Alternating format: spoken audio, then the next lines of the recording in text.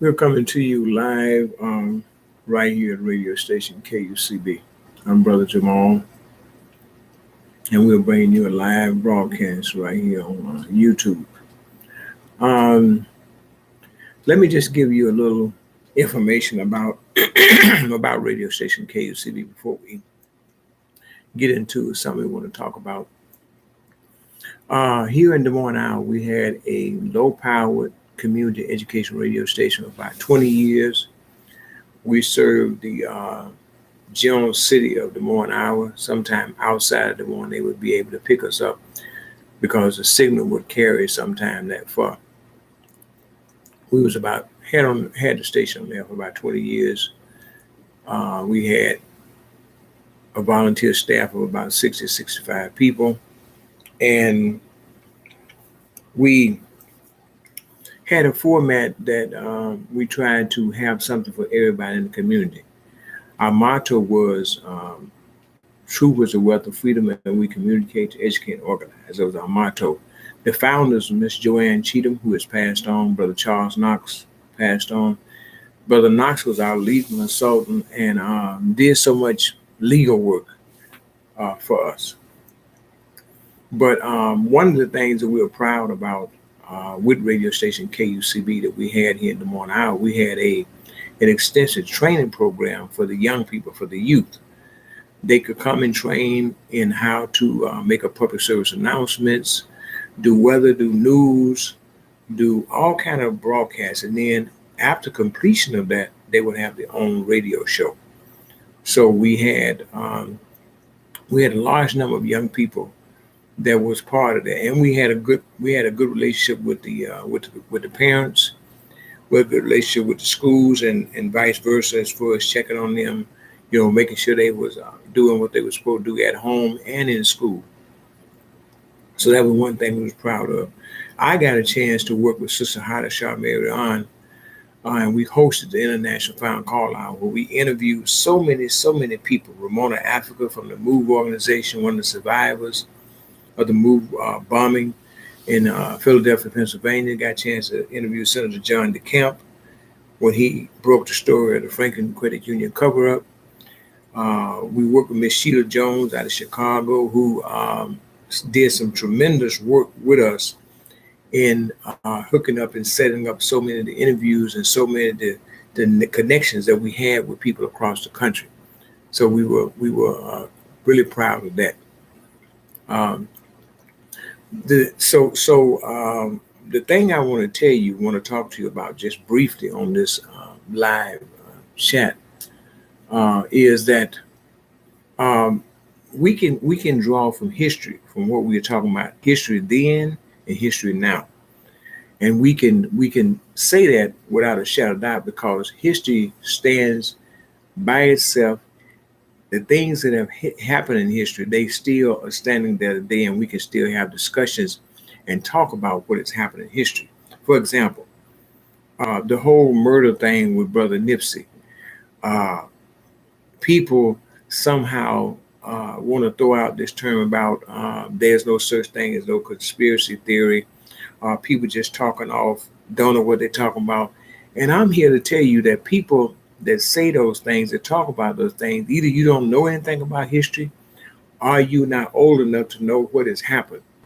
But I understand, and I said this before, I understand on a commercial station where the advertisers pay for the ads and pay for the commercials to go out. Oftentimes the regional personalities cannot talk about certain things. They cannot dig into certain things. It's like an investigative reporter. It's certain things they're allowed to talk about and certain things they can't talk about. And if they do talk about them, the advertisers are going to sometimes pull their ads, or the radio personalities who talk about these things will not no longer be on the air. This is what happened. I would encourage you sometime, if you get a chance, to listen to Dr. Omar Johnson, brother who has expounded, and I'm talking about in depth, on so many subjects. Brother Dick Gregory, who has passed on. But if you go back and look at some of his videos and some of his talks, he gets into some profound stuff that most times We can't conceive that to think that these people wouldn't do it. I remember when Brother Dick Gregory gave his analogy of the Atlanta child murders and how people were just appalled and could not grasp what he was saying. But there was a lot of truth to what he was saying because we're dealing with a ruthless government that will go to any extreme, any limits to push their agenda. Let me tell you what I saw, me and my brother, Brother Charles Knox. May Allah be pleased with this brother, and may Allah forgive him for his sins, but be pleased with his all of his good works and his good deeds.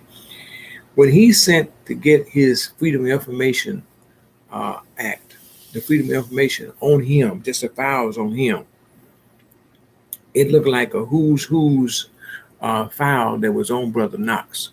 They had so much information on him, and they black out so much. You can read through the lines, but they blacked out. We read through the lines. We were able to decipher quite a bit of what they had put out on Brother Charles Knox. One of the other things that we saw in this is back in 1967, 1968, we saw a memo that the FBI put out, a memo, mind you, and this takes us right back to history then, and it takes us right up to history now. The FBI put a memo out, and they talked about in the memo. This is J. Edgar Hoover, back in the gangster days of the FBI. They put out a memo saying that who they thought was a threat to galvanizing, mobilizing, organizing the Black community. One was Brother Stokely Carmichael, who at that time, SNCC organizer back in the day, a SNCC member, Black Panther member, Brother H. Ralph Brown, also a SNCC organizer and a Black Panther Party member, and Brother Malcolm. These were the three individuals on the memo that they said represented a great threat to organizing, mobilizing, galvanizing the Black community. That was 1967, we saw the memo.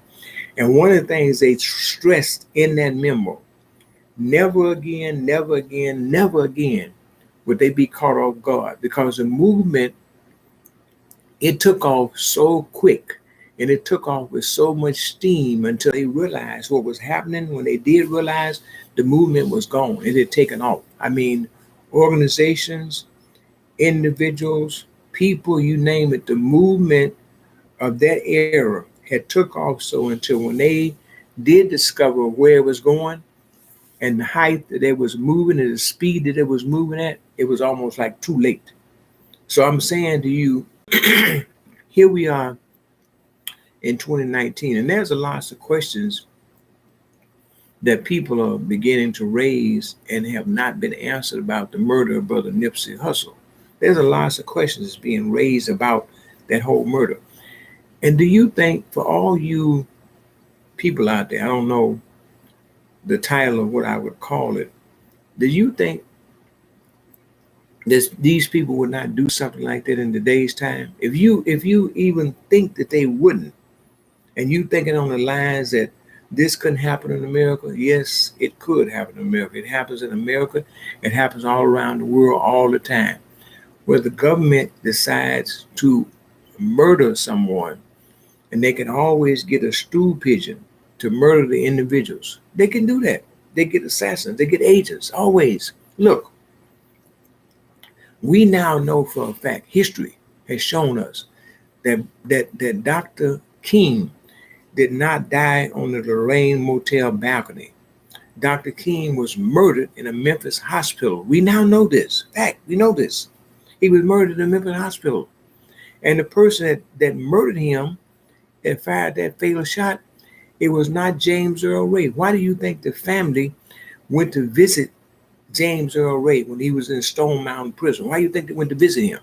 And when they came from visiting him, they said they were convinced that James Earl Ray did not murder Dr. King. They said this, and they knew that he didn't, because it was carried out by the Memphis Police Department, the murder of Dr. King. And he did not die. He was shot on the Lorraine Motel. He was murdered in a Memphis hospital. That's a fact. We now know that Brother Malcolm was murdered by the COINTEL program. The same thing with Dr. King, the same thing with Brother Malcolm. For you individuals that don't know anything about the COINTEL, it may be called another name today because of the sophistication and technology level. But COINTEL back in the 60s, back in the day, was what murdered Brother Malcolm, Dr. King, Medgar Evers, whole bunch of people. See, Mark Hamilton, Fred Clark, members of the Illinois chapter of the Black Panther Party. It was a COINTEL program. That's what they operated on. And they murdered Brother Malcolm. The shots did not come from below. That whole thing was staged. The shots came from above. Malcolm was hit in the chest from above, not from below. We now know this. History has proven this. See? So do you think there's some reason these people wouldn't come back and do something like this? Look, for example, people are raising all kind of questions about the murder of Brother Nipsey. This white man that we saw in the video that comes up and says something to the shooter right before he murdered Brother Nipsey. What happened to that person? Where did he go to? You know, the fact that nobody's talking about these kind of things, nobody's raising these kind of questions, you know, is now all kind of questions are coming up about things that happened prior to Brother Nipsey being murdered, you know, right there in front of his store, things that went down before he got murdered, you know, these kind of questions. All of a sudden, we see the person that murdered Brother Nipsey, he has a lawyer that was involved in the O.J. Simpson case. He's still a lawyer. And look, how is it that this person can afford that kind of lawyer? You know, he's not a public. This guy is Chris Ward, I think his name, Chris Dorr, whatever his name. He's not a public defender. You know, he was a big time prosecutor in the O.J. Simpson case. If you remember the guy that was on the other side, he was a prosecutor in the O.J. Simpson case. This is the brother that the guy that murdered Brother Nipsey. This is the attorney that he has. You know, there's a lot of unanswered questions, y'all, and we should be raising these questions. The other thing is too, I said this before and I say it again. Anytime that anybody comes along that can mobilize, galvanize, and organize the people, the authorities, the local police department, the local agencies, local FBI, all of them guys, they take note on that. They be watching that person. See? And so what you will find out is, in the case of Medgar Evers, in the case of H. Ralph Brown, in the case of Brother Malcolm, in the case of Fred Hampton, Mark Clark of the Black Panther Party, and that was murdered in Chicago, they always try to disfame and discredit the person setting up the stage for that. Just like they're talking about now about Brother Nipsey going to the gang-related thing, staying away from the other thing. See, the other thing talks about the government being involved in this person that murdered Brother Nipsey could be an agent, could be a trained agent working for the government. Who's to say that he's not? Why are we so quick to rule that out? See? Why are we so quick to rule that out that it's possible that he could be? He could have been an agent. He could have been an informer, and that whole thing had been set up for him to murder Brother Nipsey. Who was a white guy that was in the parking lot that went over and said something to him or whatever the contact was with that person before he murdered Brother Nipsey? See? And all kind of questions are being raised about what happened. And let me tell you what usually happens in these cases. 10, 20, 30, 40, 50 years from now, somebody will write a book, will publish a book, and they will tell it all. There's people around that know what happened, but I'm saying it always, what we've seen through history, this is related back to history, with Brother Malcolm, with Dr. King, with Medgar Evers, with H. Ralph Brown. They always write a book. And let me say you, too, in the case of our brother, Jamil Alameen, he's doing life in prison. They framed him and set him up for supposed murdering a deputy in Atlanta, Georgia. Remind you, Brother Jamil Alameen had a mosque on the west end of Atlanta. Once they went in, the neighbors even talked about how they began to clean up the area with drugs and prostitution. Imagine the money that the city was making off of that operation. See, we got to stop being so naive about stuff and stop being played. We just let people just play and just tell us anything, and guess what? We fall for any kind of okie doke that people tell us. Don't you know the city was generating when there's crime and drugs and prostitution that's going on in any city? Don't you know there's people that make money off of that? There's money to be made off of that. And I ain't just talking about the people you don't know who all the people are behind the scenes. You may see some people that's out front, but who are the people that's behind the scenes that's generating and getting all the profit and the money from that? So I'm saying the west end of Atlanta, which at that particular time was plagued with drugs and prostitution. And what did Jamil Alameen do? He took the brothers and sisters in that neighborhood, set up a mosque, cleaned up the neighborhood.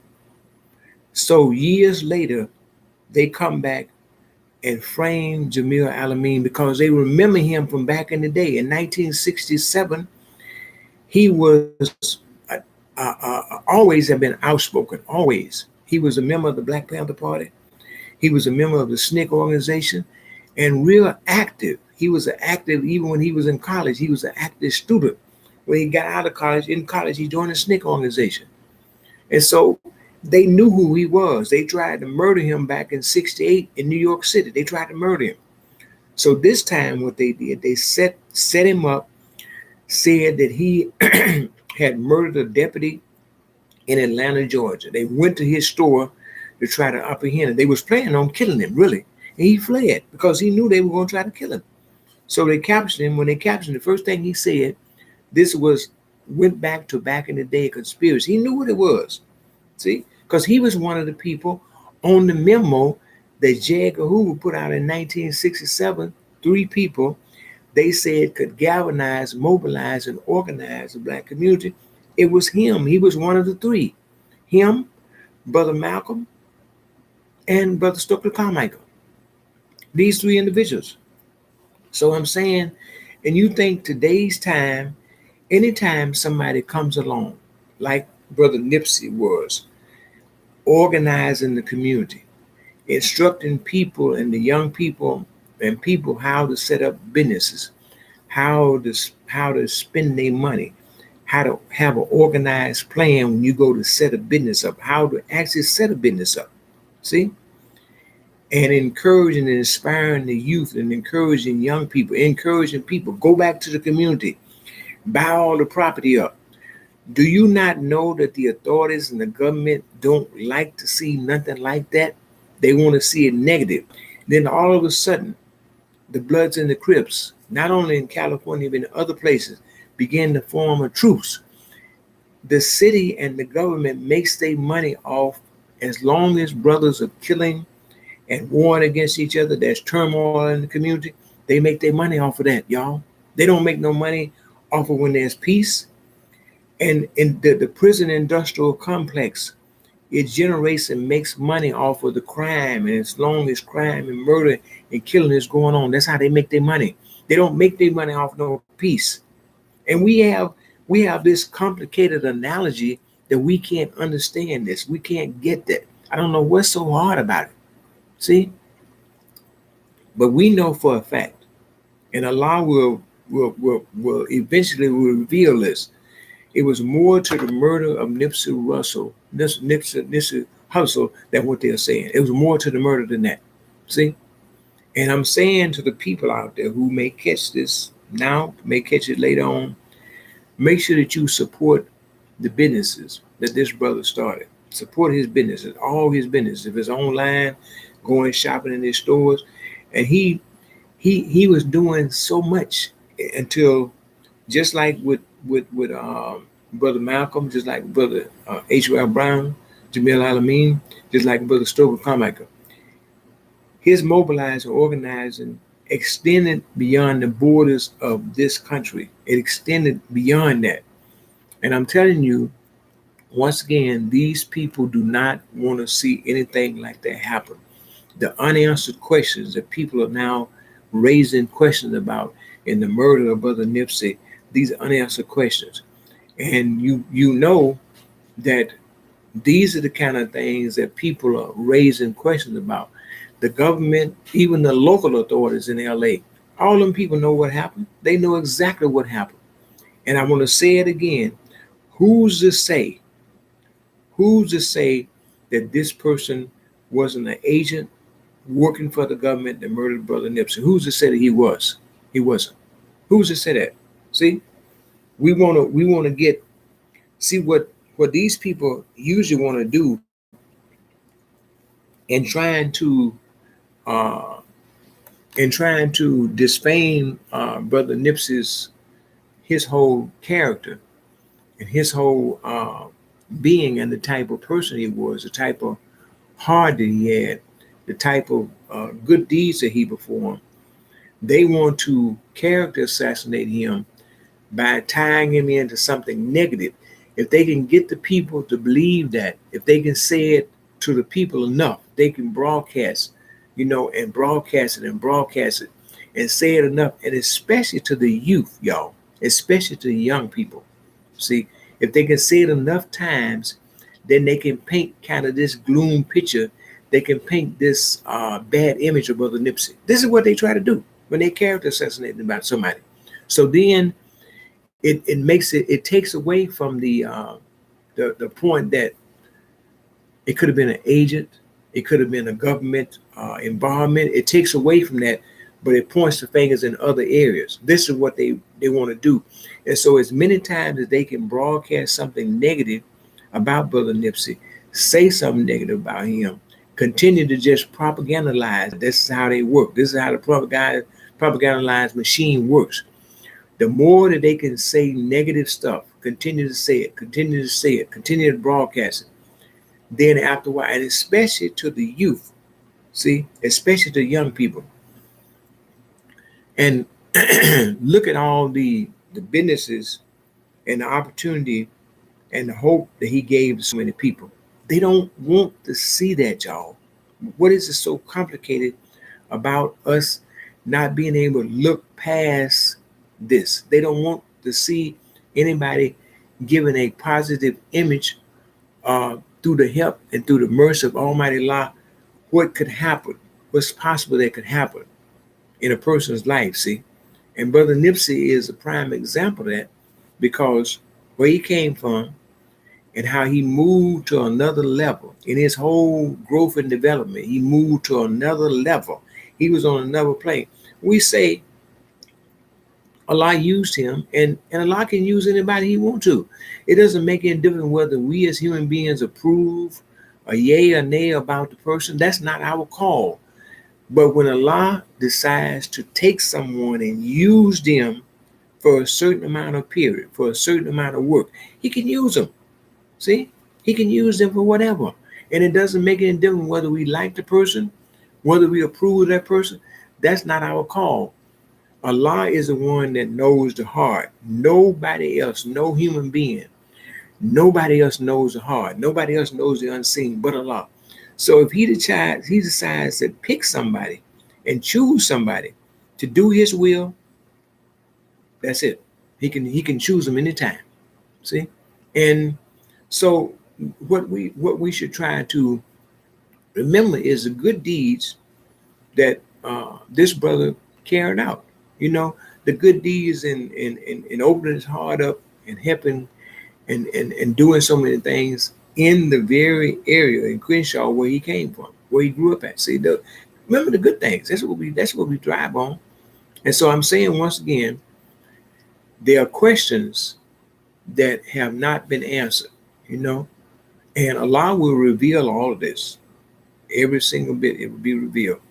So I'm saying to you, we just thought that we would bring you this broadcast, live streaming this broadcast on Facebook. I'm Brother Jamal, being your host, radio station KUCB. Inshallah, we'll continue to bring you broadcasts on different subjects, you know.